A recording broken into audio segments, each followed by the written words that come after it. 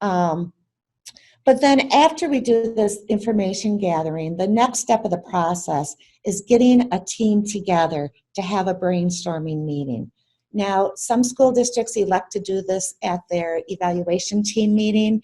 I really prefer to do it prior to the evaluation team meeting, but if a district is on a strict timeline, I will go with what they do.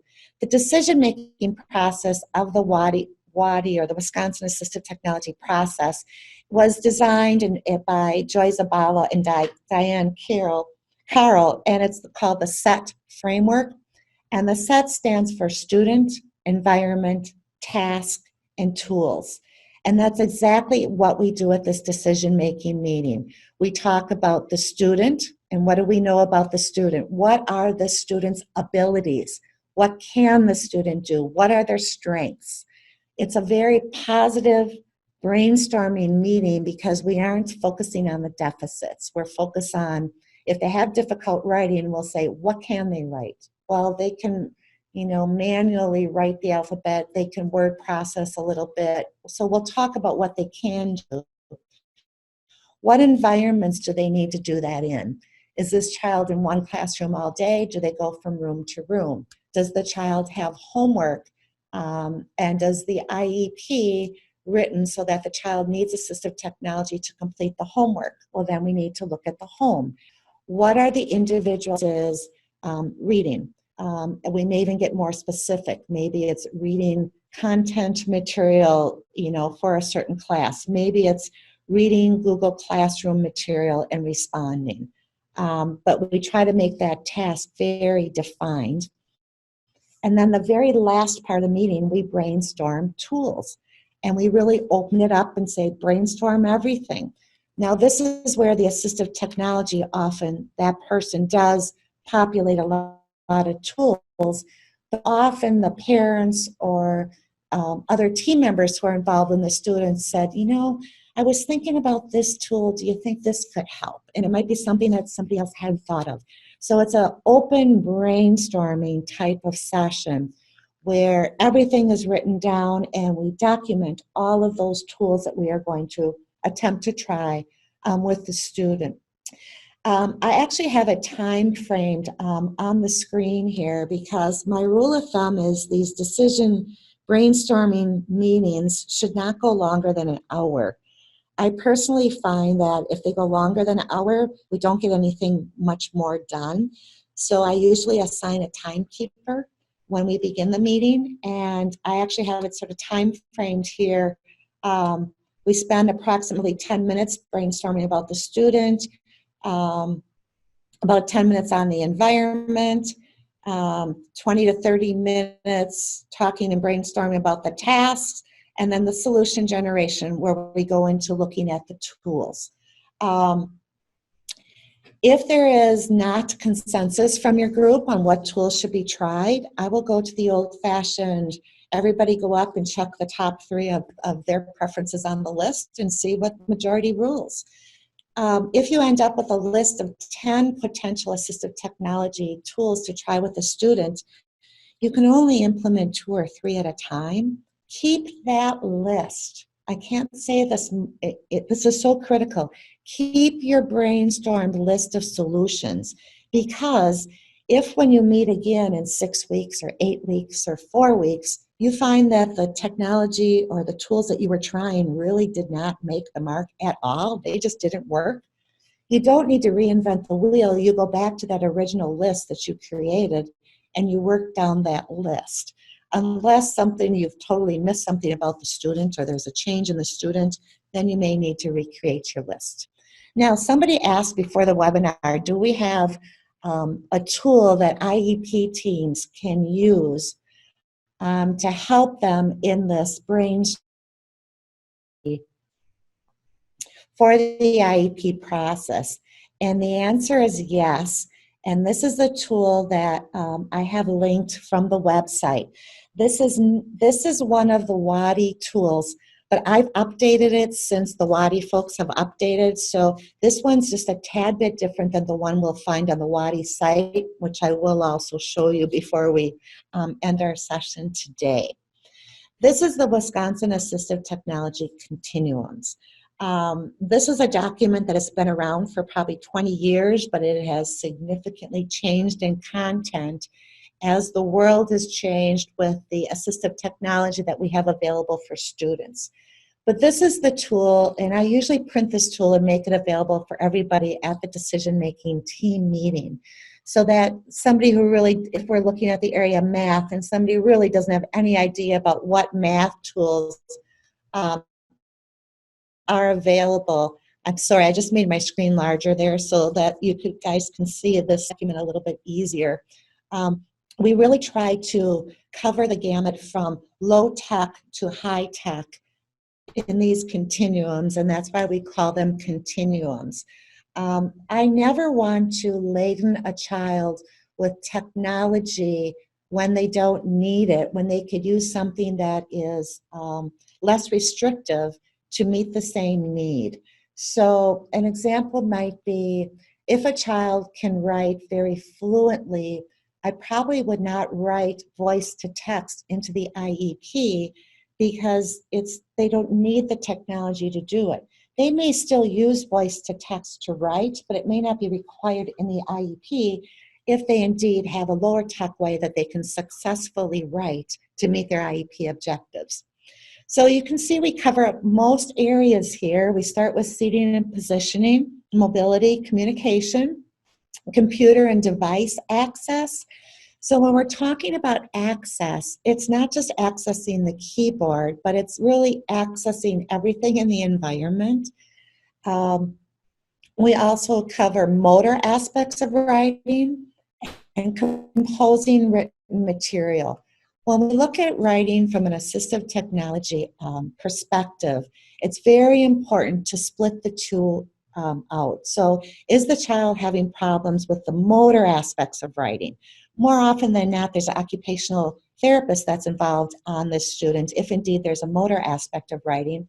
But we see a lot of students that still need assistive technology for writing who have very age-appropriate motor aspects, or their motor skills for writing are good. They still have the writing issues, and that would be a student who falls under the composing written material. We also have options for reading, information management, time management, and material management. I just want to do a little plug here. One of the school districts that I work with, I was just in there working with their transition team and looking at assistive technology for transition. And I was talking about the importance of teaching students how to use Google Documents, and the fact that how to find a document that's in their Google Drive. And it is very overwhelming, can be a very overwhelming experience. If I took you into my Google Drive right now, you would just be horrified because there's hundreds of documents that aren't in folders and some that are. And it's a nightmare, it's a mess. But one of the most important skills that we can teach students who are having problems with executive function types of skills is how to effectively use Google Drive.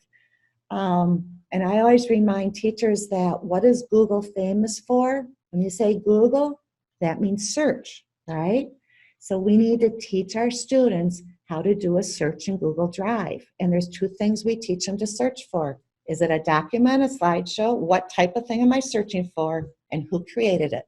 And if I know those two things, I can find what I'm looking for. There are so many students that I work with that create a document drive at school, and then they go home because they need to continue working on it, and they can't find it. Well, there's also that recent, right, in Google Drive that I go to every day. I pull up my most recent docs, because those are probably the ones that I'm going to be working with. But if no one's shown our students some of those features in Google Drive, they don't know they're there. So one district I was working in, I had just showed Google Keep, which is another incredibly useful function that's free and right within Google Drive. And they said, well, their new director of special ed had required them to do some action research first semester. And their action research was just coming in. And what they did was some of their students, they gave specific instruction on using Google Drive and Keep and Calendar. And those students were performing significantly better from the markers of homework turned in on time. And so some of those things that are somewhat minor but extremely important for some of our high school students with special needs. So we did spend a lot of time and effort on this checklist, sort of breaking down, and I'm finding that probably, I'm going to say half of the students that I've done assistive technology assessments on in the last 2 years demonstrated significant need in the area of executive function or organization, timekeeping, etc. And it's often one where we don't have a lot of tools that come to mind to help those students. So our friends at WADI here have created a really nice list here and broken it down into the different areas. And then I've just, again, added some of the other things like instruction with Google Drive, using Google Keep, online outlines, etc. So then we also cover rec and leisure, vision. When a student is vision or hearing impaired, you can pretty much be guaranteed that you're going to have a teacher of the vision impairment or teacher of hearing impairment consulting with those students. Use those folks, use their expertise and work with them on finding the assistive technology that's going to work best with the student with a particular hearing impairment or visual impairment. So we do have some relatively lengthy continuums there for the area of vision, and then some also for hearing. And you notice we addressed communication again under hearing, because a lot of our communication options that we use for students with hearing impairment may not be the traditional communication assistive technology with tools that we would use with a student who is speech and language impaired. So this is what's people refer to as the WADI AT checklist, or the WADI Assistive Technology Continuums. This is often the tool that we use at our brainstorming or decision-making meeting, or at the IEP itself. I may show them several products by name, and they will see those products. But for the IEP and for our evaluation team meeting, it's important to identify the features that the student needs that this product or tool has. So is it text to speech? Does a student need things read out loud? Is it voice to text? Is it word prediction? Is it voice output? And on what conditions do they need that? Another student I recently worked with was a student who was on the spectrum, involved probably 90% of his school day was in regular ed. He was competitive in regular ed, but he did have a one-on-one aide that was with him 100% of the time. The student was transition age, so the parents were concerned about, after he left the school district, that one-on-one aide was no longer going to be with him. So this student was extremely successful in performing academically where we wanted him to, but a lot of it was due to his one-on-one aide reading everything out loud to him and repeating instructions repeatedly to him that a regular ed teacher was providing. So the assistive technology that we recommended for this student was really assistive technology to get that one-on-one aid out of the picture. And everybody was very comfortable with that. The school district at first was like, well, why would we do that? And then the parents said, well, because when he goes to tech college, he's not going to have him. We would like to clone him and bring him with, but that's not going to happen. And then the student himself just spoke up and said, because I'd like to do it by myself, right? So he was in an algebra class, and the one-on-one aide was taking the teacher's instructions and verbally repeating it to him. So the assistive technology, or just good classroom instructional technology that we developed for him, was that we would use some of the good short online videos about algebra that are available.